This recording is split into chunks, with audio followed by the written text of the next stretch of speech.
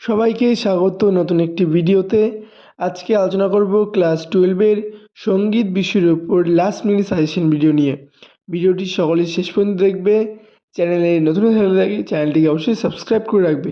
আজকের প্রথম প্রশ্ন, উপযুক্ত চিত্রসহ তানপুরা অথবা সেতার যন্ত্রটির গঠন প্রণালী ও ব্যবহার সম্পর্কে লেখো। খুবই গুরুত্বপূর্ণ প্রশ্ন এবারের পরীক্ষার জন্য। 2 দাগের প্রশ্ন, বাংলার গানের ধারায় অতুল প্রসাদ সেনের অবদান আলোচনা করো। 3 দাগের প্রশ্ন, কীর্তন গানের উৎপত্তি, বিষয়বস্তু ও বৈশিষ্ট্য সম্পর্কে যা জানো লেখো।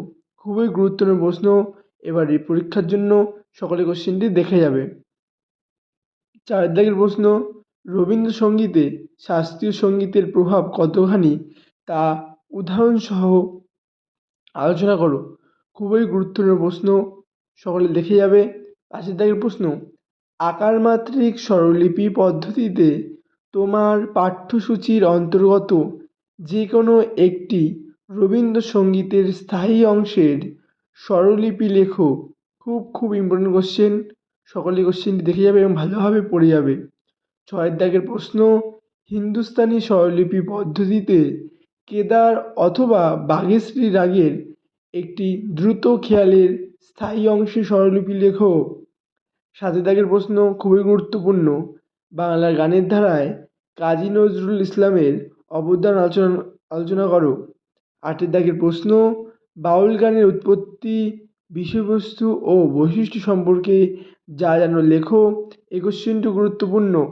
9 দাগের প্রশ্ন, রবীন্দ্রসৃষ্ট তাল কাকে বলে, এই তালের বৈশিষ্ট্য লেখো। এই তালের মাত্রা বিভাগ ঠেকা লেখো। খুবই গুরুত্বপূর্ণ প্রশ্ন, এই কোশ্চেনটি এইচএসে বহুবার এসছে বিগত সালে, এবারের জন্য খুবই গুরুত্বপূর্ণ। হিন্দুস্তানি স্বরলিপি পদ্ধতিতে মালকোষ অথবা জৌনপুরী রাগের একটি দ্রুত খেয়ালের স্থায়ী অংশের স্বরলিপি লেখো। এই 10টি কোশ্চেন ভালোভাবে পড়ে যাও, এর মধ্যে থেকে কোশ্চেন আসবে এবং এছাড়াও যা কোশ্চেন আছে সেগুলো দেখে যাবে। এটা একটা সাজেশন ভিডিও মাত্র।